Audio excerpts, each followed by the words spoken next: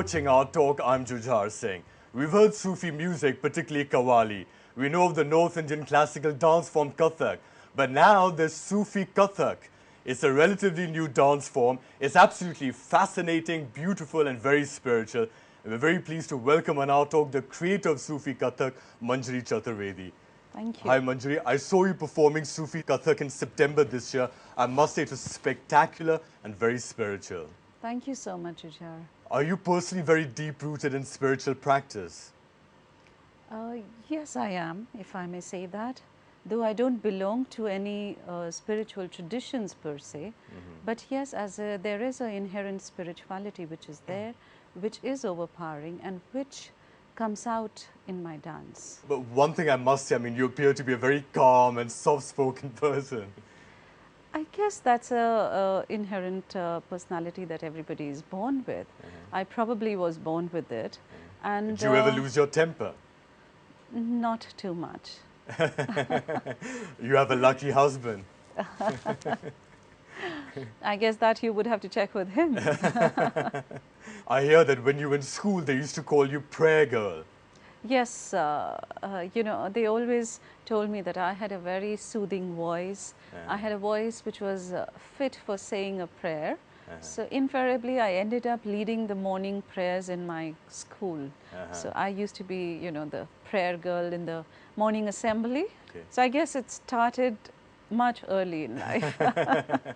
Manjari, we have traditional temple Kathak where the dancer tells a Katha or story from Hindu epics through their dance. We also have Darbari Kathak, you know, which is more exotic and entertaining and was developed during the Mughal era. Now we have your Sufi Kathak. What is Sufi Kathak? I must clarify in the beginning itself that it's not just a dance to Sufi music or Kathak done to Sufi music. Yeah. Sufi Kathak has its own form, it has its own particular movements, and it has its own philosophy. Which are akin to Kathak dance? Not akin to Kathak dance, which are akin to classical Indian dance. We all in classical Indian dance follow. But the base is Kathak? I won't call it, the grammar is similar to North Indian classical dance form, and Kathak is a very prominent North Indian dance form. So yes, you know, among two Indian classical dance forms, the word Kathak is common. Kathak, and there is a dance form called Kathakali. Now, one wouldn't say Kathakali is a form of Kathak. No way, it's a different dance. The same way, Sufi Kathak has now become a different dance form, an entity on its own. Okay, Manjari, let me just ask you for a clarification about what Sufi Kathak is. You're expressing Sufi poetry and philosophy. You're using Sufi music, particularly Qawwalli. You're also using various dance forms, particularly Kathak, but not only Kathak. What else comprises Sufi Kathak then? What comprises of Sufi Kathak, as the word denotes itself, is the representation of the art form, is telling stories about Sufi saints. Kathak means storytelling, and Sufi Kathak means telling stories about Sufi saints and their lives, their messages, relating it to the audiences. Now, for telling a story, you need a language. The language for me becomes dance. We use the basic grammar of Natya Shastra, using the mudras, using the tal, using the lay, using the rag. We all follow the classical tenets. So what you basically ended up doing is you've actually created, through all of this, an absolutely new, fresh dance form of the country. Yes.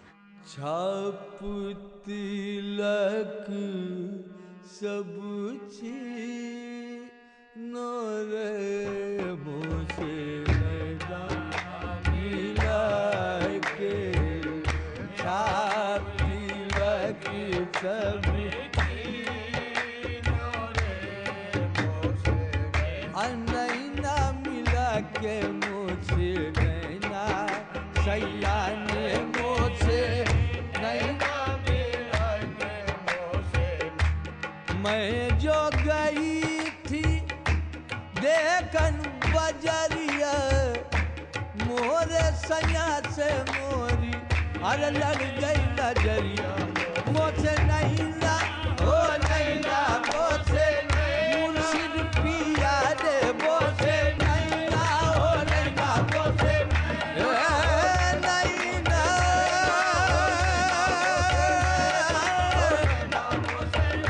More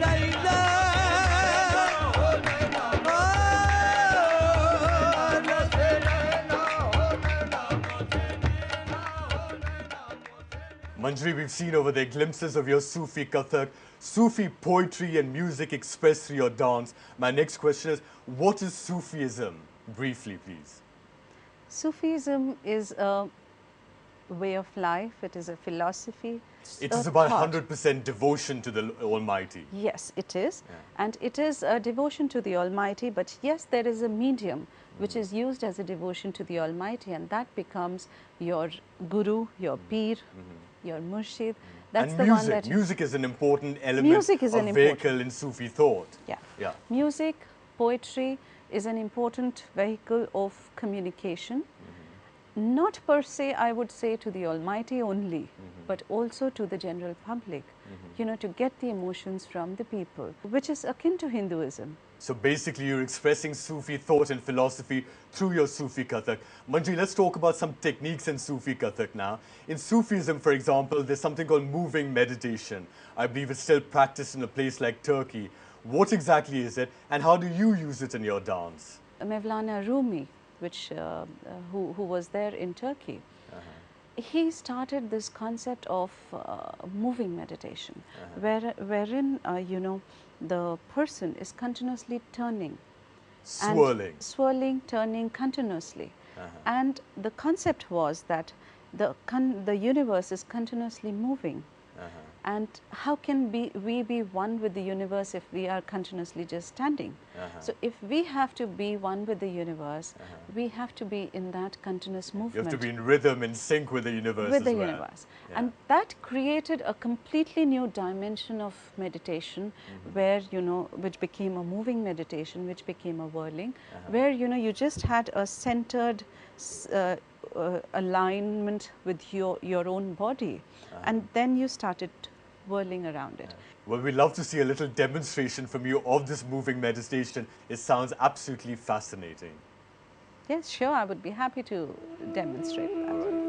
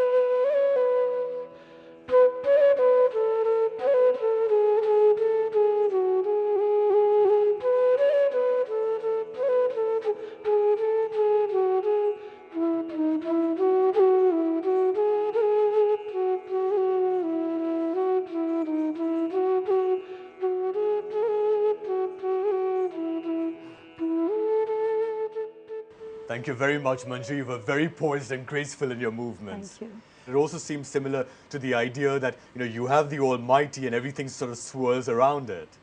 Yeah, it's your soul, which we say that forms this median for you, and you go around it. So what happens is that, you know, you completely forget everything at that point of time when you're doing that, 15 minutes, 20 minutes, 1 hour, 2 hour, whatever time. So that And you're becomes continuously your... swirling for 50 minutes, 1 hour, 2 hours? Yes, there are people. And, you know, we've had... Don't you start spinning in your head? That's what a lot of doctors have asked me, that question.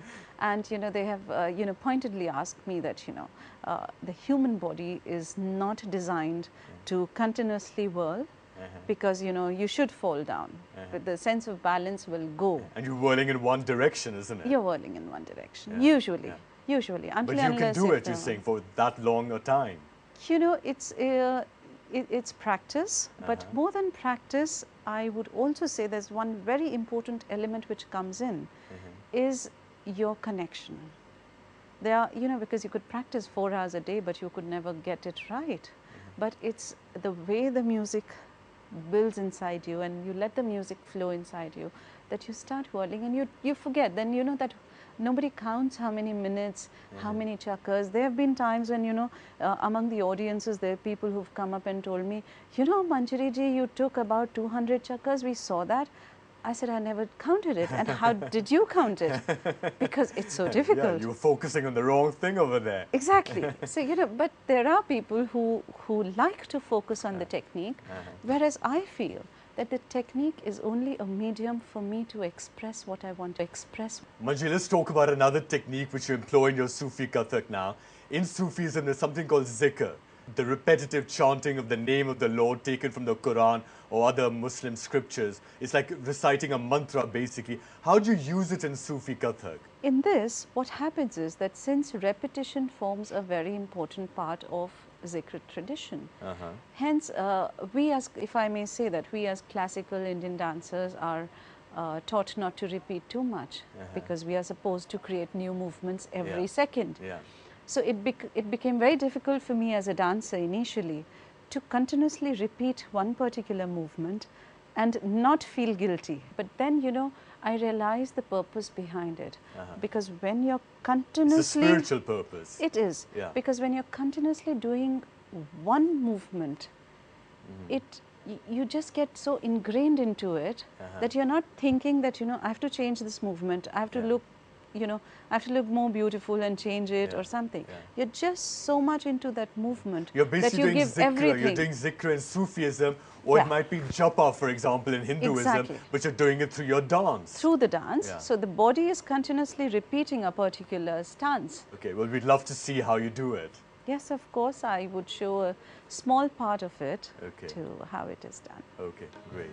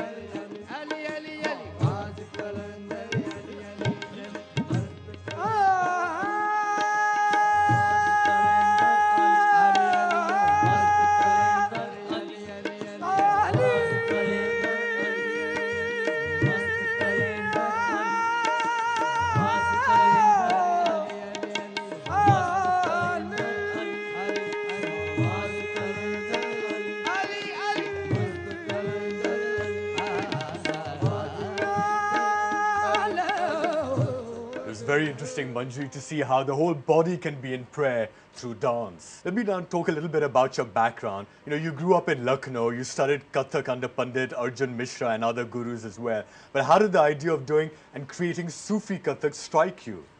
I grew up in Lucknow, which is a very, what we call Lucknow has a Ganga Jamuni Tehzeeb, which is a very amalgamative culture among the Hindu and Muslim traditions. So it just becomes, you know, part of your life. It comes in your way of speaking and everything. I was born into a family of, my father was a space scientist, so, you know, not a family of music and dance. And you had no musicians and dancers in your family. No, I was the black sheep of the family. So, but you've become the white sheep now. No, I still remain the black sheep most of the time. Dance for me became a kind of what we call, you know, a junoon. That, you know, I used to just keep dancing from 8 in the morning to 8 in the night. And, but this is when you were doing Kathak, when you were learning Kathak. I was learning Kathak. But then how did the idea that, I'm coming to that. Yeah. Because, and I was doing Kathak and learning the techniques of classical dance, because, you know, it was giving me so much of an internal ecstatic happiness. But what I realized was that whenever my teachers taught me something for stage or for that matter to be even shown to a person, it used to be always come into the category of entertainment, because it had to look good to suit the person, you know, khubsurat dikhna chahiye. And I could never relate to that because I always felt that, you know, my dance is beyond entertainment. Now, I would say that perhaps it was that search of finding the dance beyond entertainment, beyond my being just an entertainer and just a technical wizard telling you that I can take 200 chakras and you can't, see I can. I didn't believe in that. So my quest of trying to find that what is it that is beyond this entertainment led me to study Sufi traditions. And since I was brought up in Lucknow, Qawwalli is one form which is very much a part of Lucknow culture, and that came to me easily. And I started dancing to Qawwalli. And it wasn't easy. In fact, I want to ask you about this because you then unveiled your Sufi Kathak in 1998. Yes. How did your own gurus and also your peers respond to you? There wasn't a good response, I would say, in terms of my guru thought I'm mad. Mad? Yes, because, you know, he felt that I am doing all things which shouldn't be done. And after that, now, you know, my guru is very proud of my work. But at that time, you were changing a lot of things. I mean, even your costume, for example. I was changing the You danced costume. mainly in white or in black. Yes. And I believe that a lot of people were saying that how can you sort of dance in black? It's very, never been done before. It's very inauspicious. It was considered inauspicious coming on stage for a classical Indian dancer to be completely head to toe in black with almost no makeup and saying that, you know, she is doing Indian classical dance. Yeah, but I also want to ask you about the costume. Why do you wear white or why do you wear black, for instance? No, I do wear color, Jujhar. It is also because of, you know, the costume is all... But you're wearing white or black more than you're wearing colors. I'm coming to that because white is something which has been associated with Sufism, with Mevlana Rumi's concept of purity as white. Black has always been associated as, you know, when you negate a form.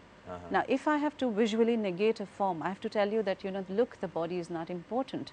I don't dress up in nice So by wearing black, you're kind of negating the body so that then you sort of instead seek the Almighty. Seek the Almighty. Yeah. Okay, Manju, I'll tell you what, let's take a break now. When we come back, we're going to request you to do Sufi Kathak on that very famous Qawwali, Damadam Mast Qalandar. It's going to be absolutely fantastic. Keep watching our talk.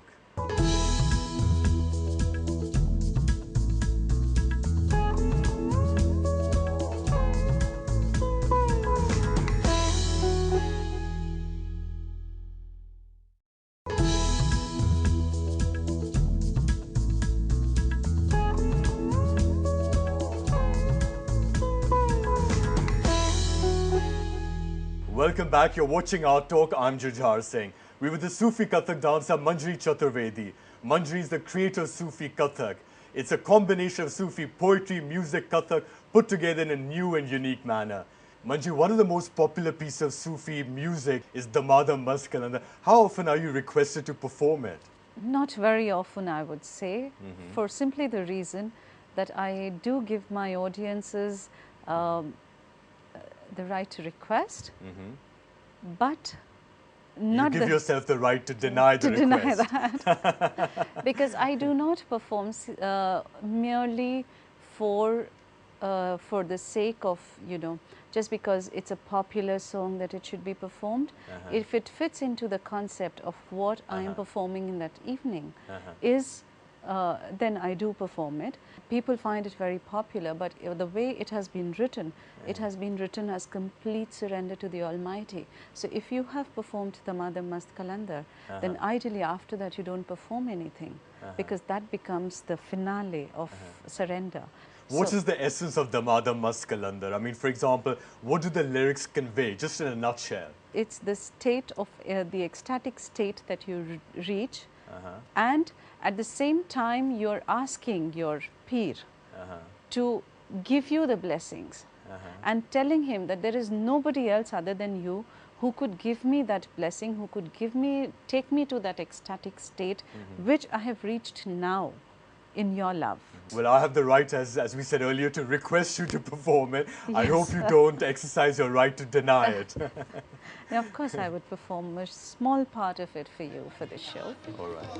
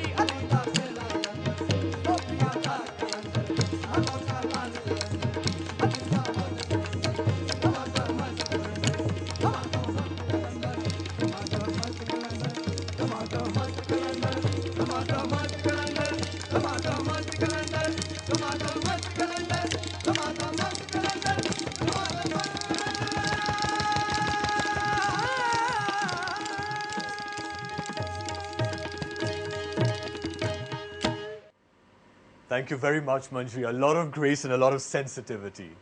Thank you. What is your state of mind when you're doing Sufi Kathak? It's an ecstatic state of mind. It's the most happiest state of mind that I could be ever. Manjari, how much space does Sufi Kathak occupy in your life? Almost all, if I may say. Do you have any time for family, for friends, for going out? That's a complaint that all my family and friends, everybody has. But when you're not doing this, which is of course most of the time, but when you're not doing or thinking about Sufi Kathak, what do you do? I read. I'm very fond of reading. I heard that you like suing.